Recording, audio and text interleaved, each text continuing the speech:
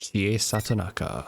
Continue from the cliffhanger. What if I press start for the beginning? Do I just... do I soft lock myself? Replay the entire story? Alright, let's do it. We've come to take you in. Would it clear things up if I mention the name Kirijo? Oh, right. Okay, so in Chie's story, flippin' Akihiko busts down the wall. It punches Kanji through the wall. So there's that. Kanji is here, Akihiko's here, Lapras, Rise, and Chie are here. So this is like 5 people inside the room. The shadow glares hatefully at the guy in the cape. The red cape guy takes off his hood and glares back at Miss President and her shadow. What?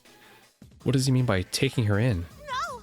I'll never go back there! Damn it, get back here! Okay. The girl suddenly runs out of the room and her shadow is in hot pursuit. Wait! What the fuck? Akihiko's dead? The guy in the cape tries to follow, but he trips over Kanji, who's still on the floor. Kanji mumbles something in his stupor. Really, Akihiko? You flippin' trip on Kanji's body? The girl and her shadow are incredibly fast. They left just seconds ago and I can't even see them anymore. The guy with the cape stands up annoyed and clicks his tongue. He just face planted and he doesn't seem that bothered by it. Doesn't that hurt? But aside from that... Who are you, really?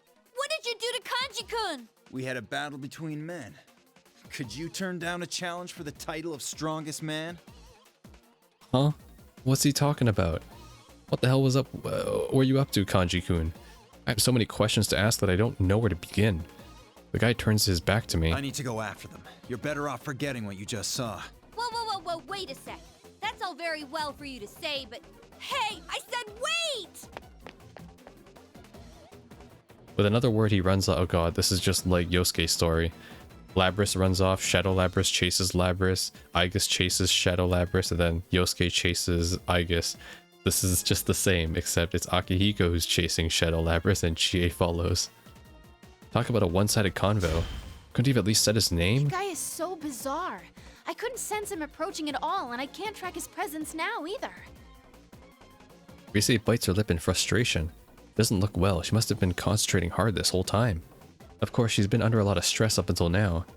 I need to let her rest a bit. Hey, Rise-chan, take care of Kanji for me. Huh? Are you going after him? Of course. No way I can leave that red cape weirdo or Miss President be. If she can't pursue them with her persona, then I'll catch up to them. The basics of police investigation are in the legwork after all. You'd better be ready for when I catch up with you, Mr. Red Cape. Imagine if the beef bowl contest that they had when she jumps out the window was canon. That would have been a ridiculous grudge to hold forever. After a bit of running around, I finally spot that conspicuous cape turning a corner in the hallway. He's really fast, I could barely keep up with him, but thankfully the gym should be up ahead, even though there's no way to be sure of that here. Good, I can take him on from here. Hold it right there, Buster! I'm not a buster, I'm a boxer. The guy stops to look back at me and frowns, but he doesn't attempt to run off again. Do you have a change of heart? I don't know what's going on, but now I can catch up to him. You're gonna tell me what's going on! Who is that Lapras girl? Is she really a machine? And why are you after her? What are you gonna do once you catch her? What good would knowing that do you? What? I'm here on a certain mission. You could even call it a duty. My resolution is nothing like yours, based on curiosity. A duty? He wraps his knuckles on the air behind him and there's a sound. Seems like there's another invisible wall keeping him from going on. Ridiculous Grand Prix is still going on. What? Wait, you mean... I quickly turn around and check the section I just came through. When I reach out my hand, I feel a wall there. We're trapped. So, like, do we... That's what you get for coming after me so recklessly. The rule that one opponent must be defeated is still in effect. One of the tournament's rules, you can't leave if you don't fight and win. In other words, in order to keep following the girl, I have to fight this scary-looking dude. He slammed Kanji straight through a wall. I'm sure this guy has to be a Persona user too. He said that he'd come to take her in. I'm guessing he came through a TV on his own too. Do I have a chance of beating this guy? No, I can't doubt myself. I have to do this. I muster up all the courage and square off against him. Alright, I accept. Huh. Why are you willing to go to such lengths to catch up to Lapras? Lapras. So I guess that's this Miss President's real name. I don't know why. I just know that she was in pain. I don't know if my reasons are better or worse than yours, but I can't turn my back on her. When I say that, his eyes get even more intense. I almost flinch, but I know that I can't look weak in front of this guy. I glare right back at him. Urgh. I've seen that look in people's eyes before. I've seen it in people acting with determination that never waver. In the eyes of my friends when we fought so hard all throughout last year. I can't look away from the strength of resolve. That's when his expression softens slightly and he answers. Alright. To answer your questions. It all started back in 2009. You see, things weren't so simple back then. The shadows... What you saw was the 5th generation anti-shadow suppression weapon, Labrys. She was given a heart so she could use a persona. A weapon? Then she really is a robot. But she's so cute. And she even sounds like a normal girl. Oh, so that's what her lost memories were about. And since she has a heart, she has a shadow too. She has a shadow? Do you mean the thing where there's 2 of her? I nod and tell him about how this world works, especially about the shadows. I'm not great at explaining things, but I've already told Labrys not too long ago, so I should know what to say. I hope. The guy in the cape listens quietly, nodding now and again, as if he understands everything I'm saying. I get it now. The mastermind behind all this isn't Labrys, but her shadow. I think that's it anyway. She didn't have any memories and thought she was the student council president. But I wonder what's with this tournament. What could she have wished for to make this happen? I have some suspicions about that. Labrys may have been forced to do some inhumane things while she was in development. Her original circumstances may be related to the setup of this Grand Prix. Then, this tournament is a reenactment of what Labrys went through in her past? Looks like you'll be alone forever. No one can understand you. I recall what the shadow said. If that's what Labrys had been feeling all this time... She just wanted someone to understand how she felt. Is that it? That's why she made people fight against their friends, because she had to do it in her past. But still, nobody could understand that. That may have been what the shadow was saying. I was doubting her too. I didn't even try to believe what she was saying.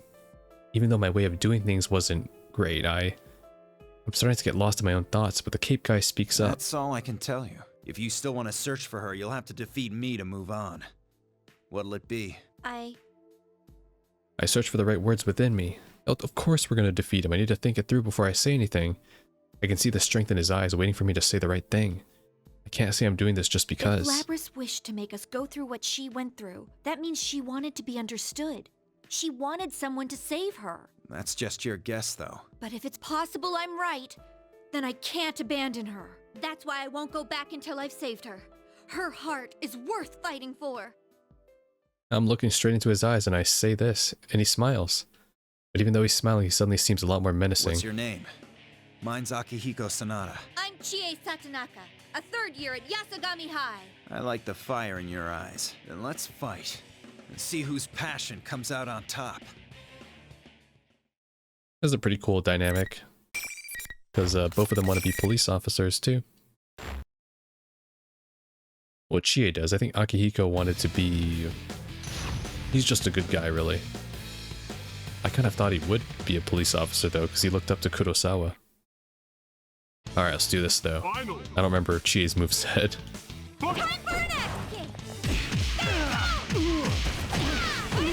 Okay, that's a combo. Let's try this. Oh, she blocked it. I'm not giving up. Gotcha.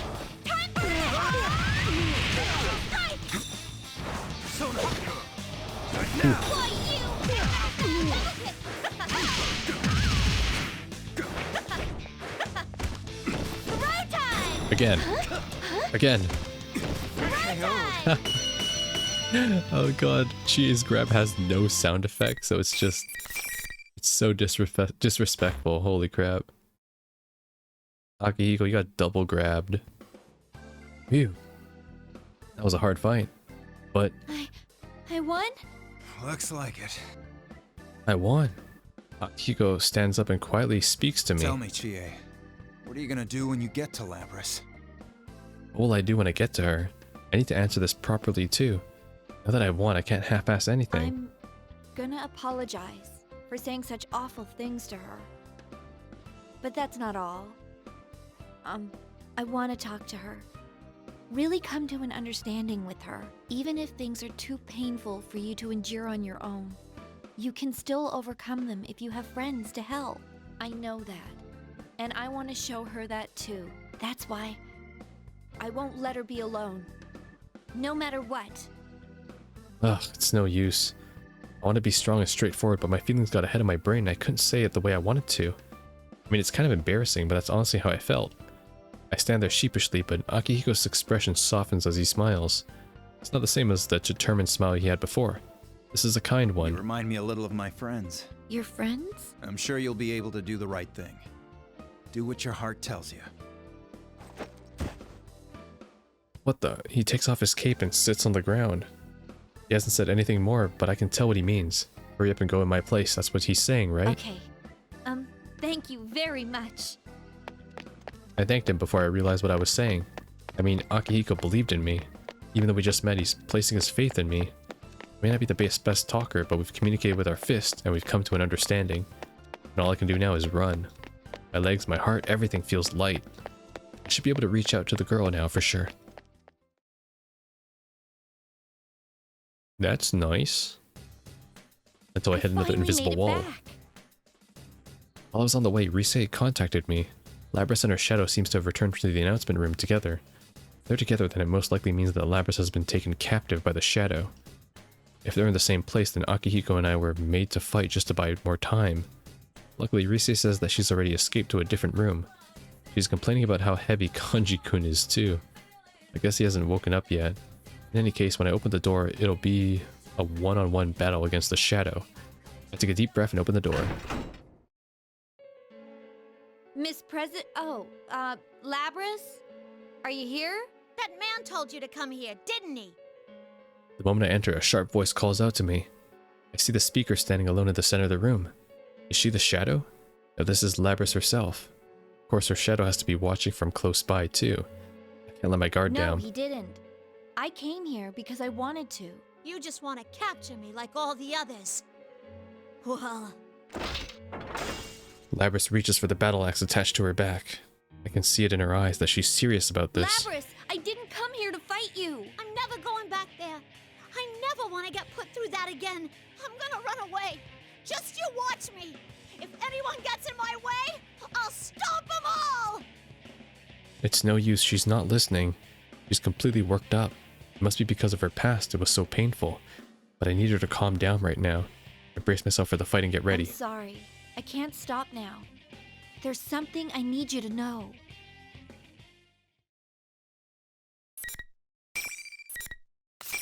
What is it, Chie? Just say it.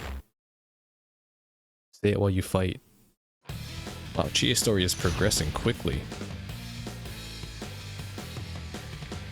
They skipped no time with the dialogue this time. Okay, how do I activate that combo, get the flying kick she did? Ah, fuck. That's what it is. Okay.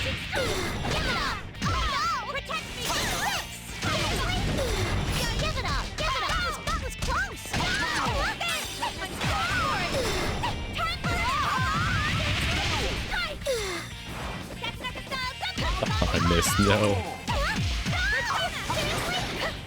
And hit him with this. Damn.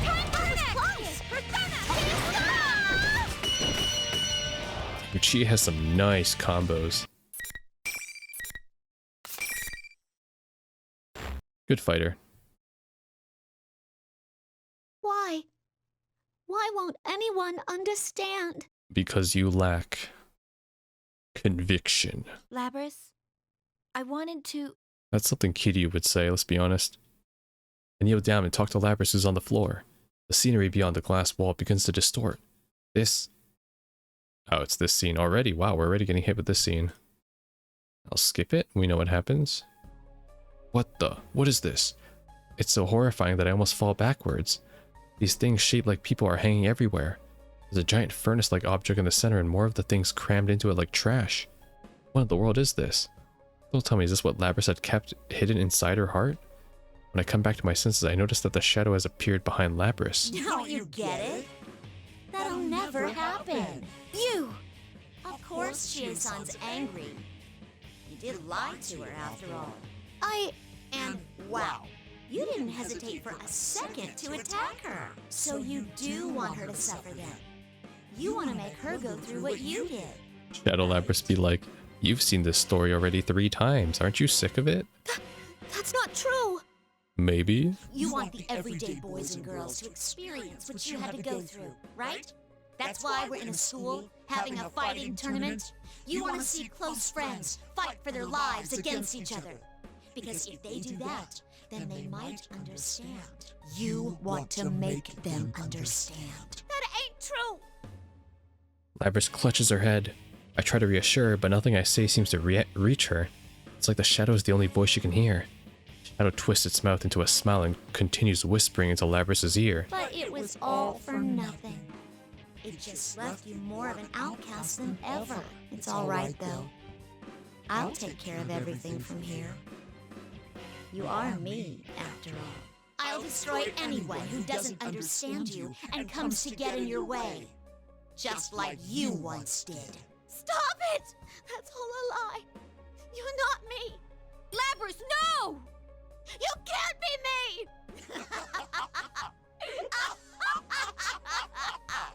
Finally! You finally said it! Now, I can be myself! Oh no. Go on. The eyes. Oh my gosh. Imagine if there was a slight variation every time they played that cutscene and I'm just skipping it. A shadow goes berserk. No matter how many times I see it, it's still overwhelming. But now it isn't the time to think about stuff like this. Lapras goes limp and falls on the floor. I stand between her and the shadow to protect her. It's okay. Just wait for me. I'm exhausted from today's series of battles. The shadow has an immense power. And even worse, I'm all alone in this fight. It's unlike anything from last year. But I'm surprisingly confident in myself. Of course, I'm nervous, but I have a strong resolve and it makes up for any fear I might have. I mean, this is my wish after all. It's my dream too. I'll make sure to protect you. If this is about wanting to protect someone, I damn well won't lose. That's right, Chie. We don't bend, we don't break.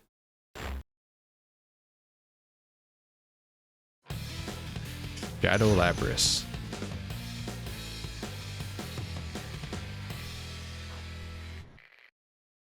To be honest, I beat Shadow Lapras so quickly, I have no idea what she does or what's unique about her, really.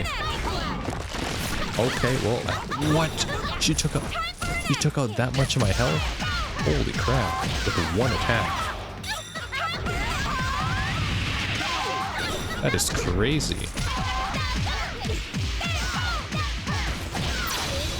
Take this. Need to end this quick.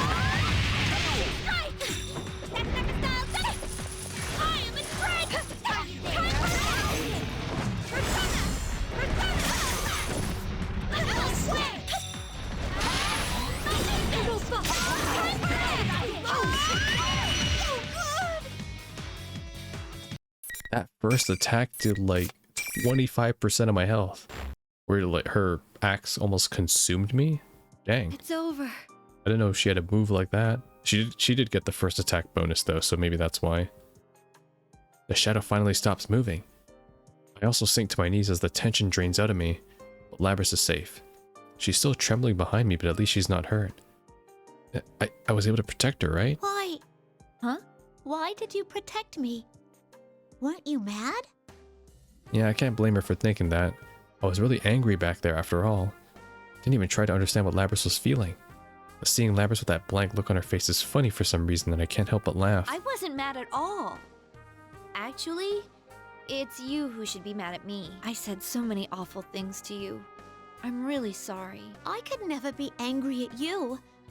I'm the one who did all those awful things. Lapras looks over to the shadow. There's a pain on her face. I wonder if she still can't completely accept her shadow. No, of course she can. It's not something that you can just accept without a lot of soul searching. She spent this whole time being tormented by what the shadow represented. Considering that Lapras seemed like a serious person, she might be the type to think that everything is in her responsibility. But that's not true. There's no need for her to bear this alone. I want to tell her that so badly right now. Hey, about this Grand Prix. I mean, yeah, it was tough, but it wasn't all bad. Huh? It taught me a lot of important things. My weakness, the ambiguity of the dream I embraced, and I was able to remember again this fact that I'm not alone. Just as the shadow set up, my weak self may never completely disappear, but I can face that. I mean, I have friends with me after all. I'm not alone. That's why I'll always be alright. I'll overcome it no matter how many times I need to from now on. That's why I want to thank you. And your other self over there, too. I still don't know what kind of pain you've been through, so tell me about it.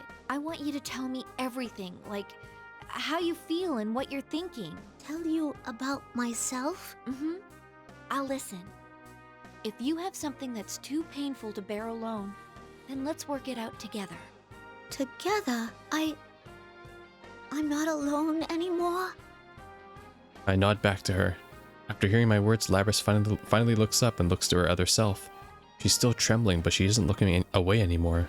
I was so bad at explaining myself, but I think she understands what I was trying to say. Labrys stands up and walks towards her other self. I watch her as she walks over to the shadow and standing tall. Her posture tells me how she feels. It says I'm alright now. Is it the hug scene? It's the hug scene. I'm so good at predicting this. Shut up, me. Now that Labrys has accepted herself, she turns towards me. That's where she finally smiles. It's a smile from the bottom of her heart that I can tell she's never shown to anyone before. It makes even my heart skip a beat. Man, this girl is really pretty.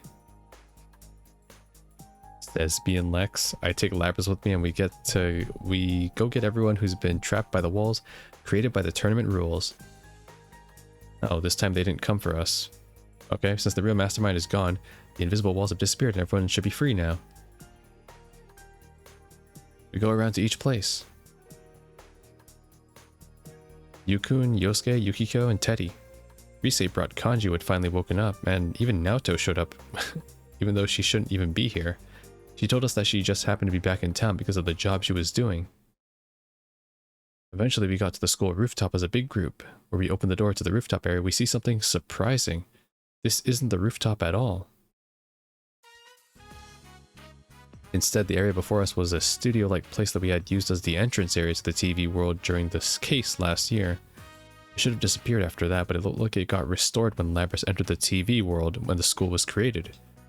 True, once the Midnight Channel started again, people would start taking an interest like last year. So maybe that's why the studio place came back. Still, the investigation team came back together.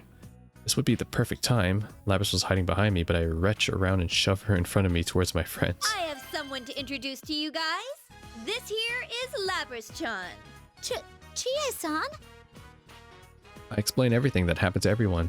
I tell them that Labrys is a victim of the events that took place here, and even though she had an obvious mechanical body, her heart is that of a human. Her shadow had come out of her and was one who masterminded this tournament, but Labrys had accepted it and everything has been solved. And everything else that I may be forgetting right here. This is the third time today I have to explain all this, so I think I've gotten pretty good at it. Is this a jab at the player? This is the third time today that I've had to explain all this, so I think I've gotten pretty good at it. I should make that my YouTube biography. Labrys looked anxious when I talked, but the first one to speak up after I'm done is you. I expected as much. He is our leader after all. That must have been tough. You feeling okay? No, I'm not okay. Huh? Having a shadow come out of you is pretty draining. Seriously, I was ready to collapse for a few days when it happened to me. Mm-hmm. It's amazing that you're able to stand like that on your own. Labrys looks back between me and everyone else with utter surprise. No one minds Labrys and they keep trying to talk to her, all speaking at the same time. Could it be because she's a mech? Wow! Isn't it cool for a mech like her to have a heart? I can't think of any way it could be weirder than an idol, a detective, and a tame shadow, but here we are. I don't know. I think Teddy was even crazier. The way he grew a body inside of himself from scratch. Yeah, that's true. That was kind of some bullshit, honestly. I am more intrigued by her than Teddy, though. May I examine your internal workings for a bit? Now, Chan, if you're going to touch anyone's internal workings, do mine! With all due respect, I shall have to decline. Man, I don't blame her for going all quiet right now. I Tap Labrys on the shoulder, seeing that she's at a loss for words. What's wrong, Labrys? Oh, well, I thought that everyone would be angrier. Yo, me too. Where's Akihiko? That's what I thought. But Labrys, you got it all wrong. What would we be angry about? Now that it's over, it wasn't all that bad. Ooh, the battle to decide the strongest man was pretty intense, though. Is that what it was about? Well, they may be taking it in stride a little more than is normal, but no one would hate you, Labrys. Labrys looks at each person's face. Everyone's smiling, aren't they? I'm not lying. Chie-san, thank you so much. Jeez, you're so formal. You can just call me Chie. We're friends, remember? Friends. You can just call me Yukiko, too. And you can just call me Prince Teddy. That's longer than your real name, though. I thought he was a knight. Go back to the Wild Kingdom where you belong. Oh, would the carnivore like to join him? What did you call me? Go back to the Disappointment Ranger Ressentiment hideout. You've got it all wrong. Ressentiment is French. Mal is pronounced completely different from the man in Featherman. It seems he's smarter than he looks. Ugh, sheesh. We're wrapping up everything so well, and then Yosuke had to go on about stupid stuff. If we keep sniping at each other like this, Labrys is just gonna pull back into her shell. And we just got her talking. Or so I thought. Oh, here it comes. Labrys burst out into laughter. That alone warms my heart. The case is finally over. The realization is finally hitting me. As I sigh in relief, some more people appear behind us. Looks like everything's working out nicely. The red cape. It's Akihiko.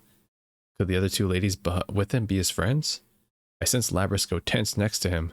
That's right, he said that he was going to take her back. I step forward as if protecting Labrys, not that I'm making a scene about it, but just in case. So you're Satonaka. Akihiko told me about you. I'm Mitsuru Kirijo. In a way, you could say that I'm Labrys' handler. The beautiful woman in the coat introduces herself. Kirijo. That sounds familiar. Didn't Akihiko mention that name too? I'm Aigis. Thank you so much for saving my older sister. Older sister? Then are you Labrys' younger sister? Wait, then are you a machine too? Yes, I too am a robot. Aigis-san smiles. I take a closer look at her, and it's true, her body is mechanical, just like Labrys. Wow, all these robot girls running around, this is so futuristic. Who in the world would make something like them? Wait a second. Kirijo? Does she mean the Kirijo group? That's a seriously gigantic corporation. And if that's her last name, then oh crap. 3 people are from the completely different world than the rest of us. I unconsciously stand up straighter. No, I can't lose my nerve. I have to make sure I stand my ground. I can't let them take Labrys away. Chie-chan, it's okay. Just as I open my mouth with resolution, Labrys stops me as if she's guessed what I was trying to say. She steps around from behind me. Then she steps forward towards Mitsuru and the others. You've come to take me away, yeah? I'm ready. Labrys? Chie-chan, I can't ask for anything more. I've made so many friends, and you've all accepted me. I'll be okay now. But if you're caught, that's not okay. She went through so much pain and we just became friends too. I want to spend more time laughing with her. I squeeze Labrys' hand. She looks slightly troubled, a heart-rending face that looks like she might be crying and smiling at the same time. I'm sorry to interrupt the heated discussion, but I have no intentions of sealing you away. Huh? Your shadow going berserk was an irregularity caused by this world. It wasn't due to any malfunction in you. Luckily, because of what happened, you are now in complete control of your persona. Isn't that so, Akihiko? Yeah, that's right. Akihiko nods along with Mitsuru-san's words. Huh? But Akihiko wasn't there when Labrys gained her persona. As my gaze is wandering, he glances towards me in a significant way. Could it be that he helped us out? Not only is he strong, he's so understanding. He's a real man. Not gonna be locked up? Yes! I'm so glad for you, Labrys. This is like a dream. I can't believe this. Thank you, Chie. Labrys?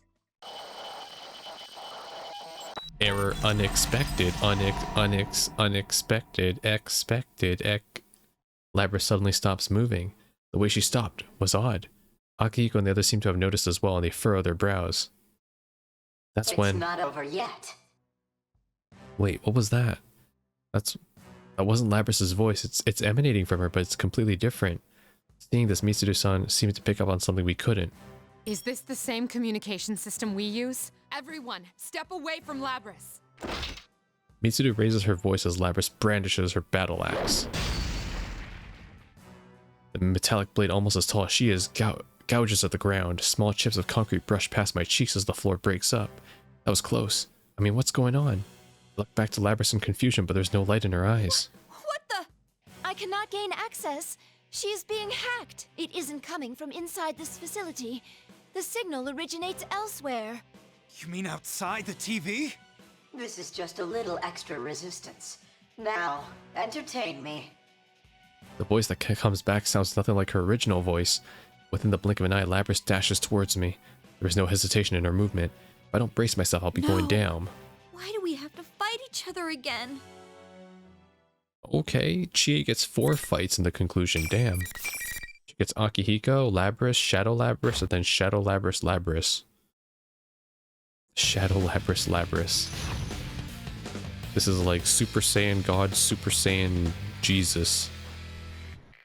God, the fucking Super Saiyan titles are so dumb. Finally. Maybe it's just a translation thing, though.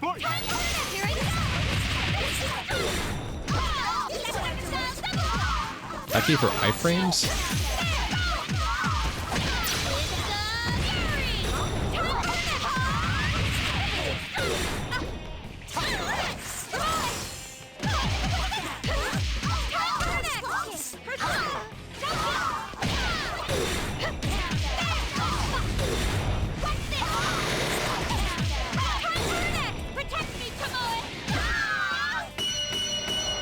Kick to the face. I should have ended it with a grab, honestly. That would have been the best. I'm not really a grab person, I guess. I just don't think of it. My, she was quite easily defeated. Evidently, I didn't push her far enough. Well, she is a test unit, so this is as far as my little game goes. That voice continues to emanate from Labrys, who has fallen to her knees and stopped moving. So whoever is speaking through her is controlling her. How dare they treat her like some object? What the hell is wrong with them? Who are you? Why are you doing this to Labrys? As I yell in anger, Labrys straightens up in an unnatural manner. I should thank you all. Although this didn't work out, you did stay in it to the very end. Labrys's shadow was only the mastermind of the tournament. I see now. You're the true culprit behind the whole thing. That's right. Labrys wasn't a persona user, she was a victim. Shadow should have appeared after that. That means there was someone else who dropped Labrys into a TV. Just like in last year's case. Indeed. It was I who stole Labrys away. God, that voice reminds me of my old mic. Since I don't have a persona and can't enter a TV, oh God. I needed a puppet that could run amok for me. My old mic was so shit. Labrys's persona was only partially awakened, so I had a feeling her shadow would appear if she underwent a little suffering. You got the better of me this time. You deserve to know at least that much. This time? Are you still planning something? Who knows? What the hell? Labrys has a heart. Do you even understand how much pain she went through because of you? Seriously, what the hell? Labrys is being controlled from some safe place outside the TV? How much suffering do they think she went through? How could they laugh when she's in so much pain? But the voice continues on, mocking me for not understanding. A heart, hmm? Meaningless. Whether or not she has one matters not at all to my plan. What? Well then, everyone, until we meet again. The voice cuts out and Labrys immediately collapses on the spot. Igus instantly catches her and calls out to her, but Labrys is unconscious. I don't know what to do with my fists, so I begin swinging them aimlessly. We'd saved her and she was so happy. Why does she have to be put through this? It seems whoever our adversary is, they're connected to us. You shouldn't get involved in this any further. From here on, leave this to us. Wait a sec! After what that bastard did to us, you're telling us to butt out? I understand how you feel, but this is too dangerous for you. We will do our best to ensure that no harm comes to you. Trust in us and let us work. But... I'm so irritated that I can't put my thoughts into words. Mitsuru-san may be right, but that doesn't do anything for my feelings. I mean, if some bastard's going to say that a person's heart has no meaning, I can't just let him get away with it. Guys, let's leave this to them. Huh? I'm about to shoot at Mitsuru-san, but Yu-kun stops me. We should get out of here, he says. Oh, I know what he's getting at, but... Yeah, I'm completely exhausted. And I did fight some serious intense battles one after another. And some of us, like Rise, have been stuck in this world for so long that I'm sure we're at our limit. I mean, thinking rationally, I know that we need to go back home. Still... Labrys. Seeing Labrys unconscious in Aigus's arms wound me. Isn't there anything that we can do for her? Do we have to say goodbye like this? Yeah. It just flashed Yu's sprite. Yu's like, yeah, we should go back now. I look towards Yukun once more when he winks at me. What? I'm devious plan, yes. When we return to the real world, all the energy have been powering me up so far drains away and I begin staggering. Everyone else appears to be in a similar state when we immediately go our separate ways without much discussion. I went straight home and fell into bed, but I couldn't get to sleep. All these feelings are swirling around inside me and I can't sort them out. Sheesh. As I toss and turn in my bed, my cell phone rings without warning. I look at it, but it's a number I don't recognize. I should ignore it. But it does bother me that I'm getting a call right now. I decide to pick up. Lo and behold, that voice I hear is... Oh, it's her. The call said was to meet at a certain location at the next morning. When I arrived, I saw an amazing limousine parked on the plain country road. It's just, this thing is so long, it's insane. Even if this were a movie, it would have to be a comedy. Nobody would believe that a car this long and sleek would exist in real life. Can it even turn a corner? It's hard to see through the windows of this ridiculous limo, but I can see 4 people who are just as remarkable as the car itself. Labrys had called me last night, and the people in the car were Mitsudu-san's group. Thank goodness she did wake up after all. Labrys! When I call out to her, Labrys immediately gets out of the car. Mitsudu, Akihiko, and Aigus follow as well. Oh, and she's not carrying that axe on her back. I imagine that it would be hard to get into a car with that thing. I'm sorry for calling you here all of a sudden, but they told me we'd be leaving already. The follow-up is over, after all. Our work here is done. Why do you have your hood on in the car? I'm glad to hear that, Master. Master? Master? Actually, I spoke a bit with Akihiko on the phone last night too. When I thanked him for helping us persuade Mitsudu, all he said was it wasn't anything special, I only did what was necessary. Damn, what an awesome thing to say. During that little chat, I'd become convinced that what this person is striving for is very similar to my own goals. That's why I'm going to call him Master. I'll look up to him as an ideal until I can match his strength and resolve. I told you to stop calling me that. No, you're my master. Though, I gotta admit, part of me has just always wanted to say macho things like that. Yeah, next Akihiko's going to say, next, you will learn how to deflect bullets in South America, just like me. But you're not a man. A true man isn't bound by his sex. That's right, Akihiko. I see. My apologies. Your leap of logic is so extreme it could reach the moon. The moon, huh? Well, that's where the P3 Pro tag's at. Labrys giggles at seeing our banter. I can't help but smile as well. He sounds embarrassed, but maybe a little happy too. You're Still, going with them too, Labrys? to be honest, I wanted to be with her more. But if I said such things, it would just trouble Labrys, so I swallowed those words. Labrys speaks to me as such things are going through my mind. Yeah. I decided I'm gonna work with Mitsuru-san and then I'm gonna find whoever it was that set you all up and catch him myself. I won't let any danger come to you guys. So, this is just a short farewell. Labrys. I felt like someone gripped my heart. Labrys has been through so much worse than we have. All the problems she had to face. Yep, she's going to fight for us. Whoever this culprit is, they can't be allowed to get away with doing this to her. Labrys has such a kind heart. For them to treat her like some object is just unforgivable. My happiness for Labrys, my anger at the bastard who had controlled her, and my frustration at not being able to help. I feel tears in my eyes. I look down, not wanting her to see me cry, but a large hand slaps me on the back. Your passion had a real effect on Labrys. You should be more proud. Master! A true man is only allowed to cry when he loses his wallet. Or passport. Or any form of personal identification or personal asset value. Yes, Master! That's a rather shallow occasion for tears. Did something happen to you during your trip? Yes. It's true that the mental scars one would face if one lost one's wallet in an unknown land halfway across the globe would be immeasurable. Yes, it is actually, because, yeah, if you lose your wallet, that typically also means you lose your ID, you lose your credit cards, you lose pretty much a lot of stuff you need to get your ass back from the unknown land that you are in. Ah, there they are. Hey! But it's a video game. Our friends have gathered around us. Of course, I had told everyone about our phone call I got from You Lapras. could have stayed a little longer, you know? Seriously, we got a whole week off and we didn't get to hang out at all. It's truly a shame. Well, until next time. Mm-hmm. Until we meet again. Lapras is smiling, surrounded by all of us. My passion had a real effect on Lapras, that's what Master said, but I don't think it's entirely true. Lapras changed because of her own will.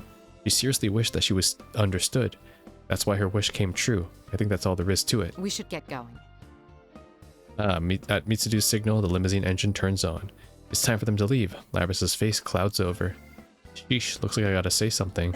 No, a true man wouldn't cry. I make a bright smile. Lapras also smiles, then enters the limo.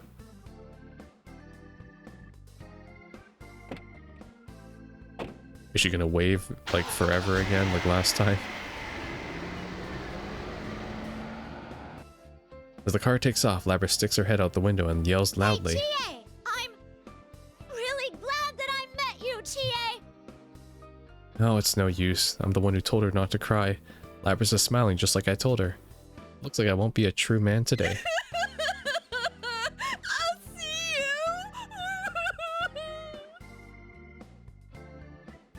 you! Yukiko relationship in shambles. After seeing them off, we held the long postponed reunion party for Yukun. We were all feeling a little down after having to say farewell to Lapras, but that immediately picked our spirits back up. We were so happy that everyone was able to get together like this. We thought that it was impossible, but there was one more happy surprise. Also, this doesn't mean that we won't be able to see Lapras again. I stretch out and look up at the sky. Yep, Golden Week starts for us today. Is it going to show the same picture later that night? Oh. Dear Akihiko-san. That doesn't feel right. I crumple up yet another piece of paper and throw it in the trash can. Chie, why are you... Just send him an email.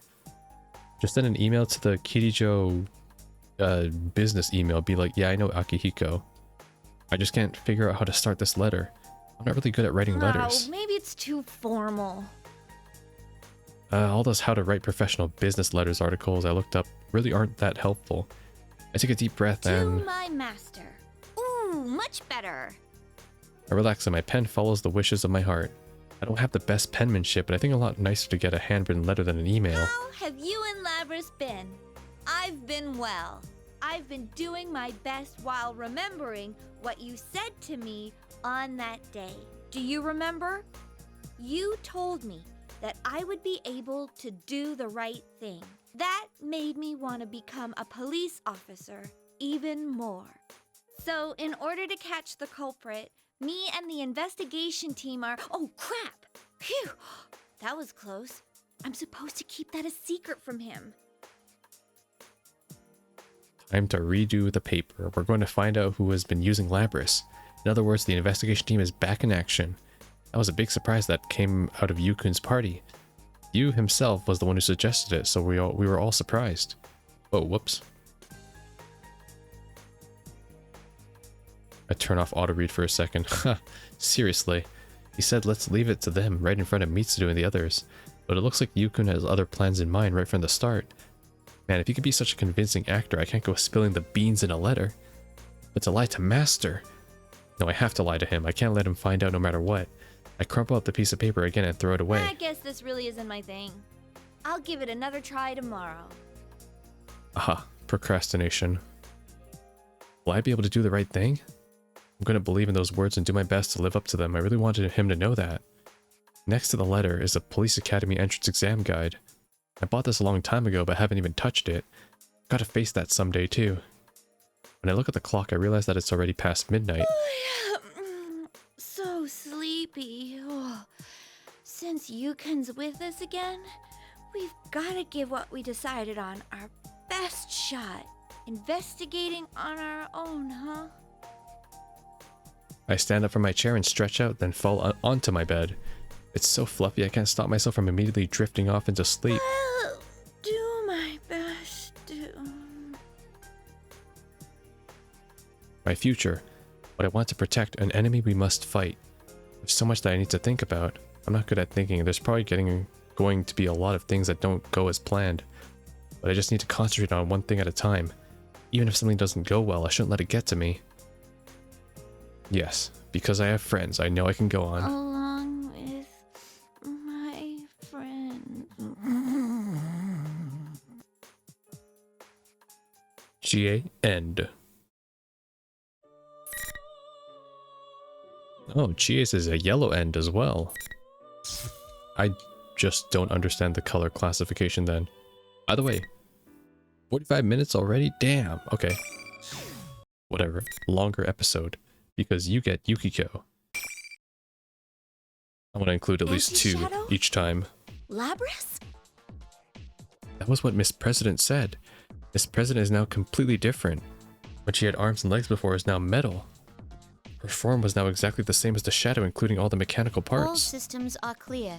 Commencing elimination. Right, in Yukiko's story, she's kind of in a trance already, which is something we haven't seen in any of the other stories. Miss President then swings a giant axe with ease and begins fighting against the shadow. Amazing. That's the only word that comes to mind. She transformed from a cowering girl into a robot, trading blows with a shadow in an instant, and she doesn't even have a persona. I can't believe this. You completely shut off your ego. So you don't care if you live or die, as long as you don't have to face up to what you really are? How ignorant are you? The shadow growls and destroys the announcement room door, making her escape. What? This time the shadow escapes? Okay. Miss President follows suit. Miss President! Well, this is a backwards, roles reversed. She doesn't acknowledge my voice in the slightest. I'm left dumbfounded in the room trying to make sense of what I just saw. Miss President isn't human? But that can't be. It seems I came too late. She's an older generation model, yet she's this powerful? The one that appeared from the broken door was... Wait, what? How do I put this into words? It was a woman wearing a white fur coat but with some kind of skin-tight bodysuit. Like a secret agent from one of those action movie guys, like so much. Given her taste in clothes, I have no idea what kind of person she is at all. Afterwards, she looks us all over. She gracefully raises her hand in the air. And then... Artemisia! She summoned a persona. I tense up on instinct, but while I'm still in shock, the wounds on Yukun's body heal instantaneously. She's not an enemy. No way. You can use a persona? Actually, I didn't sense you at all. Who are you? Well, since you've all become unavoidably involved with this, I'll at least tell you who I am. My name is Mitsuru Kirijo. In a way, I'm the one responsible for this commotion. A persona user besides us. Wait, I feel like I've heard the name Kirijo before. What do you mean you're responsible for this? Do you also know the reasons behind what happened a moment ago? I'm sorry, but there's only so much I'm at liberty to tell you. Though it's only natural for you to have your doubts, I'll try and answer to the best of my ability. Mitsuru sighs before telling us about the sequence of events leading up until now. Even though it was simplified, what she told us came as a huge shock. She told us that shadows not only appear in the TV world, but that there are cases where they appear in the real world as well. On top of that, there's a never-ending battle, and Mitsuru-san is leading an organization created to fight those battles. And one of the weapons created for this was Labrys. That would be Miss President, who was with us until a moment ago. Oh wait, I had a feeling that I heard that name Kirijo before. The Kirijo group. It's not just a stock brokerage, it's a huge corporation that manufactures a lot of things. And if her last name is Kirijo, then that means this giant corporation is... And she's... Well, my mind is spinning from all this implication of this. I need to slow down for a moment. After I stop for a second, I consider everything again. One thing stands out to me the most. I can't believe this. A machine made with a heart so it could use a persona. Well, we did just see it in action.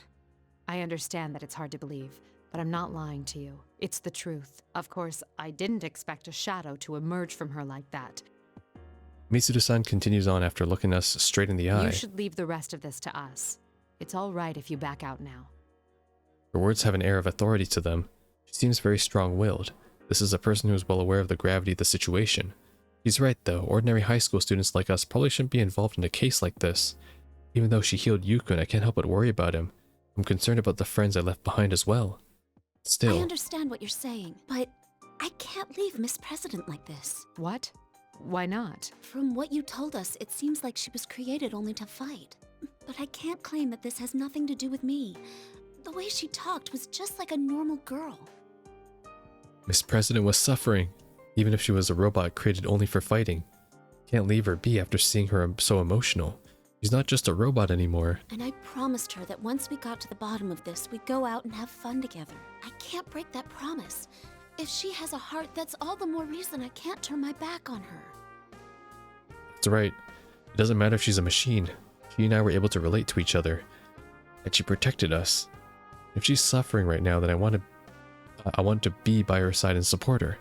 To Mitsuru-san, this may seem like nothing more than an emotionally fueled plea coming from an unrelated high school student, but I still don't want to back down.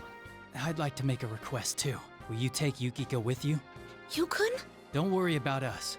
You need to save Labris right now. That's right, Yukiko-senpai. You gotta do your best in our place. You, Rise, thank you.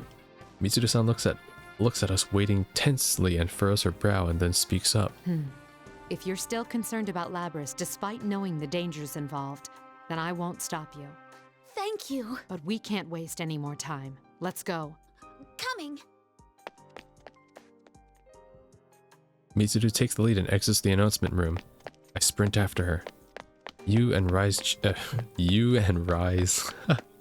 Rise, cheer me on. I feel their support boosting my abilities. This is the course I've decided upon for myself. I have no doubts anymore. I must accomplish this no matter what. Okay. This time we're actually going with Mitsuru. We'll probably have to fight each other though. I follow Mitsuru and chase after Labris. Their invisible walls are still in the way. Trying to chase someone down while being blocked at every turn is really annoying.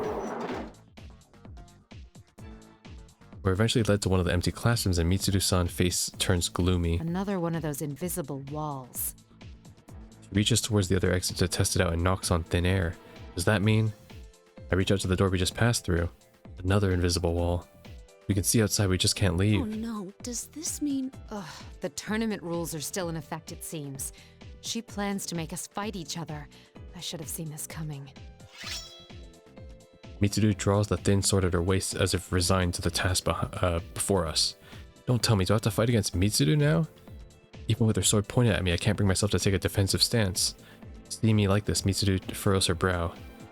She's turned completely cold until a moment ago. If she's trying to buy time, that means the situation can still get worse. We don't have much time. Let's settle this. Mitsuru-san! Is that as far as you're willing to go? Wasn't there something you wanted to protect? What I want to protect. That's right. I made the decision to come here because I wanted to save Miss President. No, Labris. But to fight against someone I just met for no reason. Mitsuru must have sensed my lack of determination because her expression becomes even more stern. Let me clear up any misunderstanding you may harbor. All responsibilities regarding Labris devolve to me. I respect her feelings, but I can't allow people's lives to be put at risk. If all else fails, destroying her is also an option. Destroying her? If your desire to protect her is real, you can prove it by beating me. But if you won't fight, then keep trembling where you are, and I'll settle this very quickly indeed. She's not saying this as a threat. One look at her face tells me she's serious. If it comes down to it, this person really has the resolve to destroy Labris. Then I need to make up my mind too. I must resolve to fight and to protect. I'll fight. Whatever I think. If only one of us can move on, it should be whoever's stronger. Now that's what I was hoping to hear. Of course, whether or not you can best me is another matter. Oh shit, I actually forgot how to play Yukiko. I sense a strong power from Mitsuru-san's persona. But I don't want to lose. I'm fighting for Labris. I think Yukiko is actually the one character I genuinely forgot how to play. Okay. Take this slow. I don't remember her button prompts. All I know is that most of her skills revolve around buffing her fire abilities. So I'll try out some skills once I reach 50 SP. Finally. Okay. Well struck. Mitsuru also has a very long range too. Okay. Well struck. I'm coming for you. Go! Down! On the dive!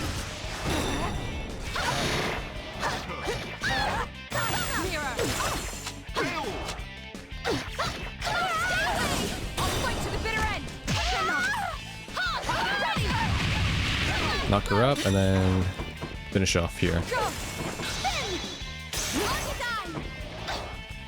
God damn it. This can't be. There we go. Mitsuru is hard to fight against. Her range is insane. Well done. You have proven your resolve. Still don't know how to play Yukiko. Not my type of character. Upon saying so, Mitsuru-san smiles. Seems that the sternness she had before the fight wasn't genuine. Now go after her. I'm confident that you can salvage her heart. Even though she had spoken about destroying her like an object before the fight, she just said her heart. Could it be? Did you let me win on purpose? I object to the question. I don't indulge people in critical situations like this. Yeah, she's right. The stern voice Mitsuru said before we fought may have actually been an attempt at kindness on her part. Me going forward instead of her means that if worse comes to worse, I will have to make that painful decision myself. If you think of it like that, losing on purpose wouldn't be so kind at all. I chide myself for having such soft thoughts. Saving someone's life isn't something that you can do half-heartedly. It was the same with last year's case too. Since I fought Mitsuru-san and won, I must accomplish this no matter what. Okay, then I'm going now. And I'm coming back with Labrys no matter what. That's the spirit. I'm counting on you, Amagi. I turn my back towards Mitsuru-san and run out of the classroom. I hurry and try to make my way to Labrys as quickly as possible. Quickly. I proceed down the hallways once again led by invisible walls. As I make my way, I notice that I'm being led back to the announcement room where I had rushed out of not too long before. What's the meaning of this? The door that was destroyed earlier is back to normal and I don't see you or Rise around either. I try opening the door. I need to figure out why this is happening. Oh, it's Labrys. So every time she just does a roundabout back to the PA room. What's going on? I feel like I'm going to go insane. When I open the door, the scene beyond the window has completely changed. There are tons of grotesque things that are shaped like people. It seems entirely different from the announcement room I was in earlier. Labrys and her shadow are fighting within this sinister red world and trying to destroy each other. Labrys, please wake up! There is no light in Labrys' eyes. She's expressionless and she's really like a machine. She looks entirely different from when she called herself the student council president. Is this Labrys' true form? That's not it. You don't have to fight like that! Don't act like you're a machine! Labrys, who notices my voice, takes distance from her shadow and turns to me. Her expression is still robotic. Analyzing voice print. Identity confirmed as Yukiko Amagi. Yukiko Amagi. We made a promise to each other. You just have to be yourself. Yukiko-san? No, it's Yukiko-kun. Labrys' eyes look different now. They're not the eyes of a machine anymore. They're the eyes of the girl I've come to know in this short time. When she drops her mechanical nature, her precise mechanical movements lose their rhythm. The shadow who had been watching us distorts her lips into a smirk and seizes upon this opening. Oh, really? After she lied to you and used you all this time? That's not... First, you deceived her by acting human. And now that things aren't going your way, you've decided to be a machine instead? Why don't you just give it up? Just tell everyone how you really feel. You want the everyday boys and girls to experience what you had to go through, right? That's why we're in a school, having a fighting tournament. You want to see close friends fight for their lives against each other. Because if they do that, then they might understand. You want to make them understand. No! That wasn't my wish at all! The shadow glares at me with as much hate as she could muster. Labrys looks towards me as well, and her face scrunches up into a ball of sadness. I want my pain to be understood. Shadow made us friends fight against each other in the TV world because Labrys wished for it to happen. Does that mean Labrys was forced to fight against those who were close to her too? Just because she's a weapon? I don't think I can ever truly say that I understand how she feels. But it's all right. I don't know what happened to you in the past, but whatever it was, it doesn't define you. I understand that much at least. Understand? What could you possibly understand? All you've got is some cheap, self-righteous pity. That's not true. It's not cheap, it's expensive. I've seen Labrys' kind expression. She's no different from any ordinary girl. Please stop! I've had enough! My words don't reach her. Shadow ridicules Labrys, who is still trembling in place. Yeah? Then let me take over from here. Say the line. I'll destroy everyone who pretends to understand, just like you did before. Stop! Upon hearing Labrys' voice, the Shadow's face contorts into glee, and that's when I finally figure it out. That's not right, I didn't figure it out, I remembered. I should have realized it much sooner. The Shadow's true objective. That's... No! You're not me! Yes, that's right. I'm myself. I'm not you anymore. I'm not even gonna say it. We've seen this scene so many times. It's the eyes. A shadow goes berserk and gains the power after it's denied by its owner. I knew that, and yet I didn't stop it from happening. I stepped between Labrys and the shadow, who has changed into an ominous form. I can stop her shadow form from going berserk, but it's still not too late. What? You're still gonna stand in my way? Fine! I'll crush you along with the real one! The same thing happened to me too. I'm only here right now because Yukon and the others saved me when I rejected my own weakness. And just like them, someone needs to step in and save someone else. This time it's my turn. Alright. Alright, okay. Just, don't fuck up my inputs.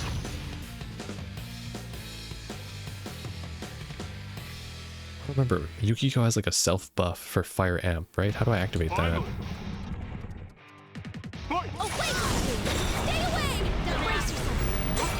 Stay away! Oh, wait! Stay away!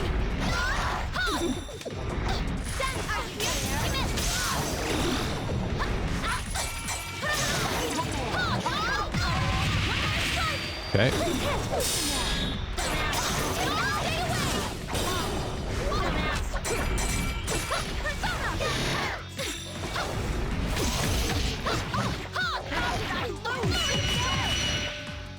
Why is Shadow Labrys so weak?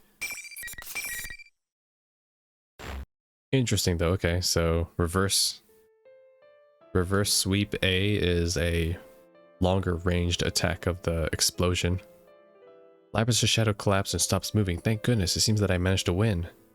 All that's left is for Labrys to accept her shadow, and it should put an end to everything. But the way of the past, Labrys' harboring isn't a normal thing. When anyone goes through tough times, they wish that normal people would experience their pain. It arises in everyone's mind at one point or another. But the pain from her past comes from being forced to kill her friends. It's incomparable to the problems I needed to face last year. If I were forced to take Chie's life with my own hands, I think I would go insane. I wonder if she'll be okay. Labrys. I call to Labrys while my heart is pounding. Labrys answers in a teary voice. I have to support her. There's no way I can understand everything she's gone through. But that's precisely why she needs my support. Why? Why did you save me?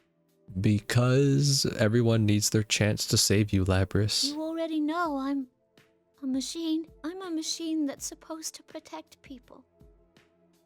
But because what they did to me was so painful, I took it out on other people too. So why are you? It's okay.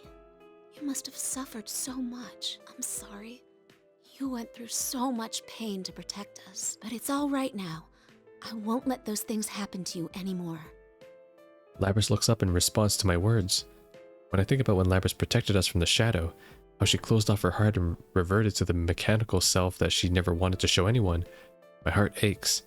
I never wanted to have to go through that again. Labrys had already lived through so many painful experiences. Because of that, I can never truly say I understand her feelings. But I'm sure that I can at least protect her so that she won't have to go through that pain anymore. It doesn't matter if you're human or not. I'm your friend. We made a promise, remember? You want to be friends? I want to be friends.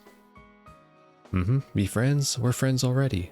That's why if you're going to go through tough times, I'll always be there to help you out through and protect you. Labrys seems genuinely surprised. She probably doesn't realize it, but she doesn't look anything like a machine when she makes faces like that. I can't tell if that you truly have a heart. I've faced my own shadow too. I wanted to blame everything on someone else because I felt so powerless. I was waiting for someone to do my work for me. I wanted to escape from my life. So I dreamed that a prince would take me away. But my friends helped me realize that was just me trying to run from my problems. I recount my own experiences for Labrys. It's the same as what Labrys went through a moment ago. She had feelings, experiences that she didn't ever want other people to know about. The truth was too painful to accept, so she just rejected it. Labrys had a heart just like I did. The reason I could accept my weakness and fight this to the very end is because I had my friends helping me. I had friends who worried about me, who stood beside me. I wasn't alone. I smile at her, just as Yukun did for me back then. That gave me unimaginable strength. You're not alone anymore either. I'm sure you'll be able to find a place where you belong too. Admitting your own weakness is scary. No one wants to see their weakness, but I know that it's possible if you don't have to face it alone. When Labrys hears my words, the light returns to her eyes. I can sense a strong will from her, light that must be from her heart.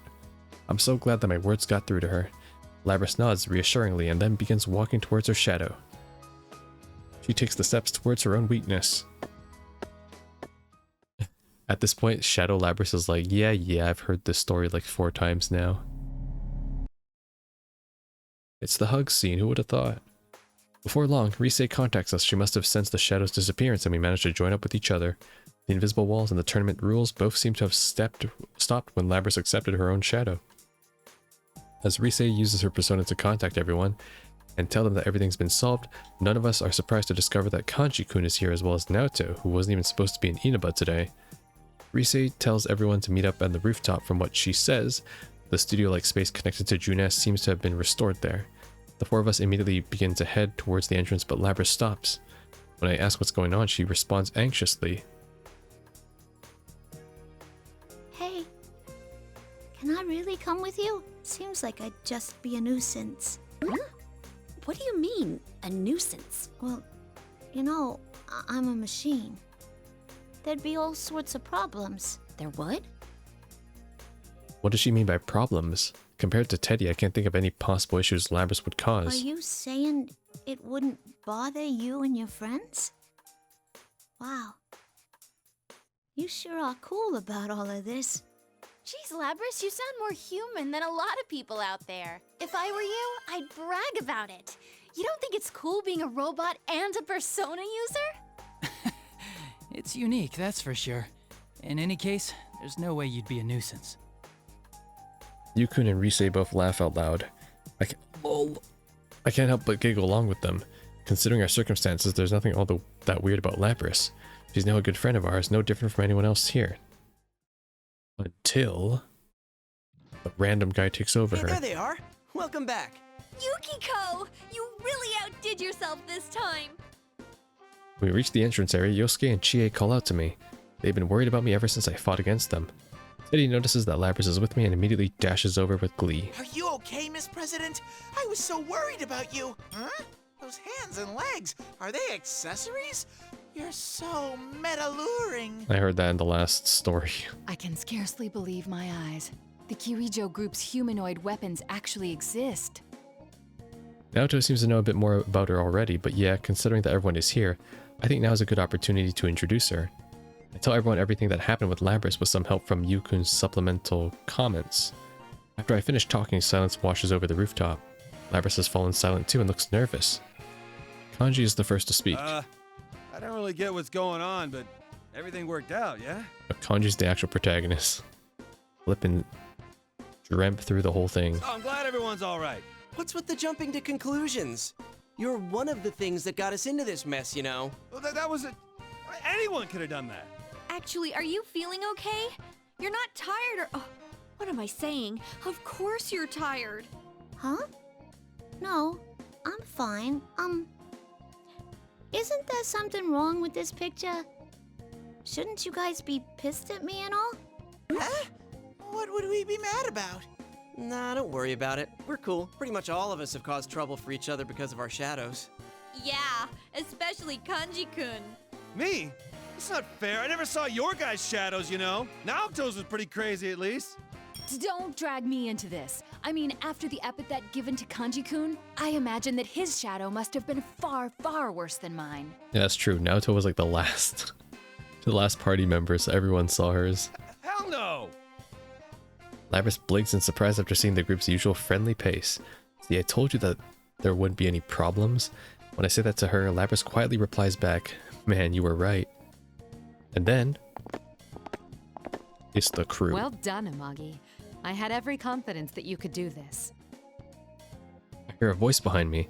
When I turn around, I see Mitsuru and two other people. Who are they? Were they here and looking for Labrys too? Like Mitsuru, they both have weird outfits, and that It's nice that person. to meet you all. My name is Aigis. Thank you very much for saving my sister. Yeah, no problem, I guess. The girl with the body similar to Labrys seems to have noticed me looking at her and addresses me. Sister, does she mean Labrys? Then that means... What? Excuse me, but are you also... Yes, I too am a robot. She's kind of a later version of what Labrys was built for. Oh, I'm Akihiko Sanada. Sorry for all the trouble. So Aigis is the robot and Akihiko is the one wearing a red cape. Okay, I've committed them to memory. Then again, I guess it would be harder to forget them. In contrast to those two, Labrys takes a step back. Her expression is tense. Is she nervous? Of course she is. They came in here looking for her after all. Oh yeah, I didn't introduce everyone to Mitsuru and her friends. While I'm still flustered, Yukun and Risei-chan officially introduced them to everyone else. And afterwards, Mitsuru explains the circumstances of how they ended up here to us. More like to Labrys, though. How this case began by Labrys being dropped into a TV and how they all pursued her into this world. As Mitsuru explains their intentions, Labrys seems to get even more nervous. She must be worried, but it's alright. Mitsuru realizes Labrys' emotional state, and she turns her gaze towards Labrys and kindly smiles to her. Don't worry. I'm not planning to seal you away again. Unless... But I ran wild and caused so much trouble. I mean, not just today, but back then, too. You've awakened to your persona and gained control over it. You're hardly a rogue test unit anymore. Besides, you have a heart. We would never treat anyone with a heart so poorly. Mitsuru really is as kind as I thought. Her emotions seem to have reached Labrys as well, and she's about to smile to answer her. Until... her expression goes blank and she suddenly stops moving. Huh? What's going on? Huh? Labrys' recognition signal has been interrupted. Someone is hacking into her. Recognition signal? Hacking? What does she mean? Just as I'm about to reach towards Labrys... It's not over yet. A completely different person's voice came out of Labrys' mouth. Upon hearing that, Mitsuru notices something I don't and mutters in surprise. Is this the same communication system we use? What are you standing around for? Everyone, get away from Labrys! Labrys' hand jerkingly reaches towards the axe on her back. After a moment's pause, she swings at us without any hesitation. Labrys! What's going on? I cannot gain access. She's being controlled. It isn't coming from inside this facility. The signal originates elsewhere. You mean outside the TV? This is just a little extra resistance. Now, entertain me. Labrys dashes towards us with glazed eyes. Just when everyone is shell-shocked by the sudden turn of events, I stand before Labrys. Hey, what are you doing? It's too dangerous. I'll stop her. Isn't this part of protecting her? I need to stop this. Amagi. I don't know what's going on, but there's no way Labrys would try to hurt everyone. If someone is controlling her, I have to put a stop to it. I draw my fan and face her. I made a promise to her earlier. I promised I'd never let her suffer alone again. Wake up! Now, Shadow Labrys is having a terrible day. How many times have I beat her up? Like... 1, 2... I faced Shadow Labrys at least twice per character. So I've beat Shadow Labrys at least 8 times today. Oh god. It's not a good day to be Labrys.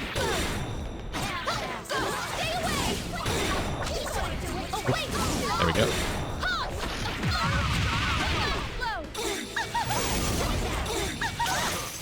Oh, she countered me. No.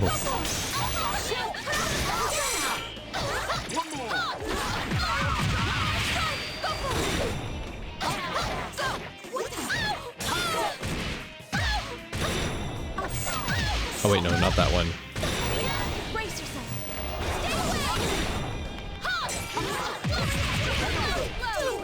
No, I wanted to grab. You can't change chain an all-out attack into a grab. You can only push them away or knock them out. She was quite easily defeated. Evidently, I didn't push her far enough. Well, she is a test unit, so this is as far as my little game goes. A distinguishingly distinguishedly carefree voice emerges from Labrys, who has ceased moving. Her eyes are still lifeless. My friend Labrys still hasn't returned. An uncontrollable fury rages through me, and hearing that voice describe her like some broken toy. Who are you? Give Labrys back! Very well. I've acquired enough data after all. I should thank you all. Although this didn't work out, you did stay in it to the very end. Labrys' shadow was only the mastermind of the tournament. I see now. You're the true culprit behind the whole thing. Mitsuru-san's words make me remember. Now that I think about it, Labrys' shadow separated from Labrys when she entered the TV. In other words, she only sponsored the tournament. But she didn't drop herself into the TV without someone to do that. This case could not have happened. Does this mean that the culprit is controlling Labrys from somewhere outside the TV? Somewhere safe? That can't be forgiven. Indeed. It was I who stole Labrys away.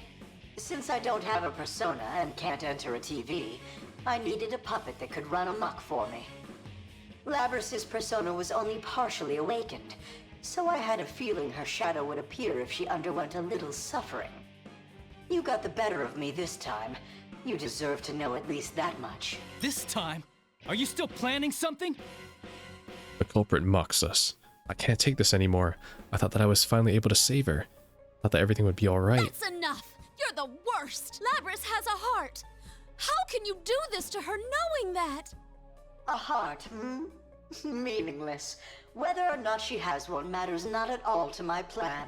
What? That's it! The voice continues mocking us and ignores my words. Well then, everyone, until we meet again. And she faints, and Igus catches her once again. It sounds like the culprit just cut off comms. In that moment, Labrys falls to her knees. I rush over to support her, but she's gone completely limp. Her metal body is very heavy. Everyone here goes silent, and a heavy atmosphere fills the area. Mitsuru looks gloomy, but she speaks up with determination in her voice. It seems whoever our adversary is, they're connected to us. I advise you not to get involved in this matter any further. From here on, you should leave this to us. Wait a second. We can't just leave things like this. I understand how you feel, but this is too dangerous for you. We will do our best to ensure that no harm comes to you. Trust in us and let us work. This is different from the way she was acting towards me earlier. This time Mitsuru isn't testing me but completely rejecting our involvement outright. I think that's what she's saying is probably the correct course of action. There must be something big going on behind this, and if that's the case, high school students are probably going to be less equipped to handle it with a well-funded organization like Mitsuru-san's. But still, I can't just back down. Guys, let's leave this to them. Huh? Are you serious? Yukun must realize Mitsuru's resolution too. This must be something we have to come to understand about.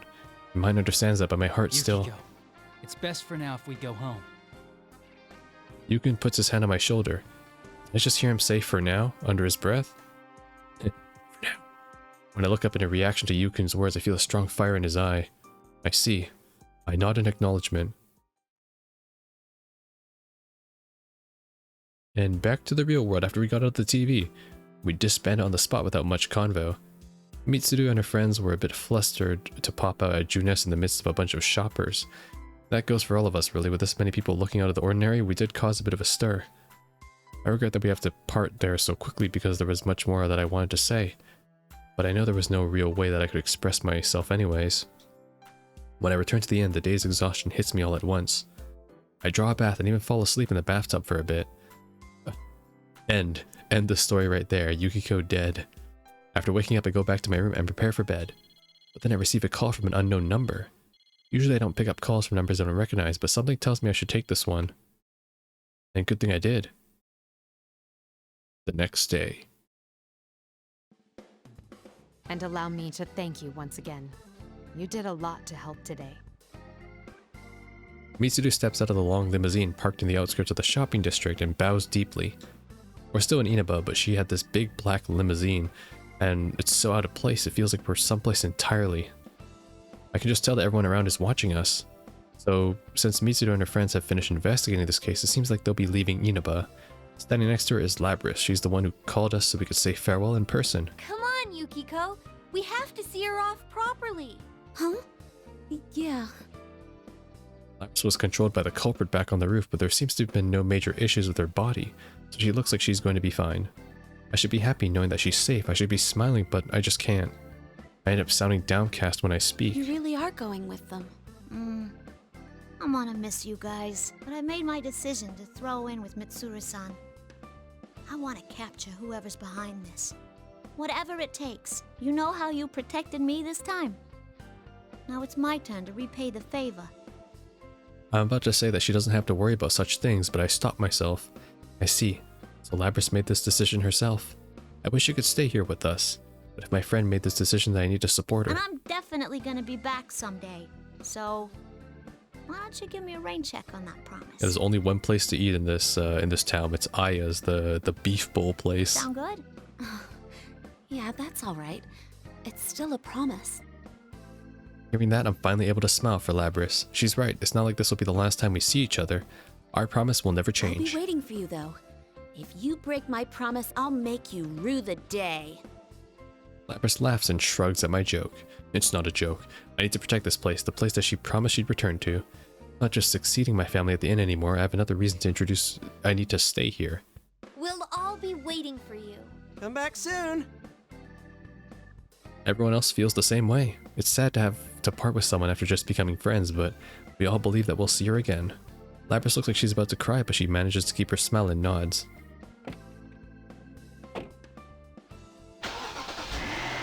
Is she gonna yell out my name again? Mitsuru tells her that they're about to leave, and once the two of them enter the limousine, it quietly heads off. Labrys pokes her head out of the windows and waves back. She keeps waving until we can't see the car anymore. Oh, she's really gone. Okay, that's it. No funny pun this time. Yeah, but she said she'd come see us again, so enough with the pitiful frown. What? Did you just call me pitiful? What an incredibly rude thing to say to an idol. Just so you know, I've done a lot of ads for companies under the Kirijo umbrella. I wish I could have introduced myself better. Yeah, true, Risa, you forgot to plug yourself. Heh. And just like that, we're back to our normal selves. It is sad that Labrys isn't here, but Kanji-kun is right. And Golden Week has just started for us. I wasn't able to prepare another box lunch so quickly after yesterday's event, but instead I have a great suggestion. Hey, why don't we go to June S? We haven't had our welcome back party for Yukon yet. Great idea, Yuki-chan. I was just thinking the same thing. You're right. It's been a while too, so let's all go there and catch up. Yosuke and Yu glance at each other upon hearing my suggestion. Could they be scheming something? All right, sounds like a plan.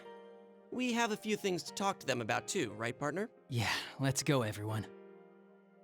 Those looks, that's like some kind of secret friend wink, isn't it? They're definitely up to something. I'm not exactly sure what's going on between them, but I do have an idea. I'm guessing it's probably something we'd all get together for, right? We still have a lot of Golden Week left after all. Why are we by the TVs?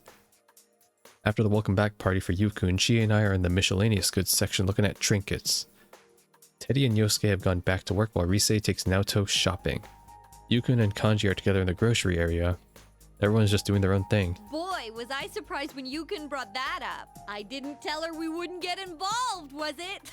Can you believe him? No kidding. I wonder what Mitsuri-san would say if she heard that. What you and Yosuke brought up during the welcome back party was the reformation, or more like the reformation of the investigation team, and it was decided that we'd all pursue this case by ourselves. There were no objections, of course. Everyone seemed to have been waiting for Yukun's words and all spoke up at once. There's no way we can leave what happened inside the TV to someone else. I feel bad for Mitsuru, but I was really happy what the two of them were thinking the same thing. I mean, Labrys is our friend. There's no way we can sit back and watch while our friend's out there doing her best. Especially since this happened in our own backyard. Man, the Kirijo group, huh? If things go bad, this can be an even bigger problem than last year. I'm sure we'll be able to handle it. You really stepped up to the plate this time. I think I like this new side of you. I'm a bit happy to hear this from Chie. Oh, that was a close. We almost absent-mindedly walked right into the section where what we were looking for. We stopped at our destination, the small shops inside Junes. I pick up some different colored hair ornaments and compare them. A scrunchie? Wow, this is hard. So many choices. What color should I get? You're really into this. Hey, how about this? I think it'll look good on you. Oh, no, it's not for me. Pink, yellow, green. As I compare the different colors while answering Chie, she thinks for a bit before making a realization. Oh, right! We might see her sooner than we think. That's right, I'm sure that the culprit will be caught faster if we cooperate rather than leaving Mitsudo and her people alone to handle it. And that means that the day when I keep my promise with Labrys will come sooner too. Until then, I need to find a color that fits her. I pick various colored scrunchies and imagine how they look decorating Labrys' hair. Her embarrassed smile springs to my mind as well. I just know she'll love it. Is that it? That's it. Well, it's so weird. Why is this Yukiko's is red as well? Okay. I'll have to research the colors. Probably not until I'm done with all of them though, so I don't spoil myself. But that concludes this episode as well. Geez, even putting 2 episodes together is still about an hour and 25 minutes, so that's not bad. Still less than one full new episode for one of the characters. So next time we will do Kanji's and Teddy's, which will be interesting because Kanji doesn't really have a relation with any of the P3 cast, and he kind of doesn't have an idea what the hell is going on. Whereas Teddy is one of the first people that pretty much got into the TV2 on his own accord, so these two are pretty interesting. And then we'll see how the P3 cast conclusion happens as well. Will it be the same? Will it be different? We'll find out tomorrow. Or maybe later today. I don't know. I don't know how I'm feeling. I've been recording for 4 hours straight, believe it or not. So if you're wondering why I'm actually not, well, these episodes come out every day, but my voice kind of hurts after talking for this long. I knew that Persona and JRPG games are a mouthful when it comes to reading, but it's good for me actually though. I don't really talk that much, so it's good to actually use my vocal cords for once. But I'll see you tomorrow for Kanji and Teddy.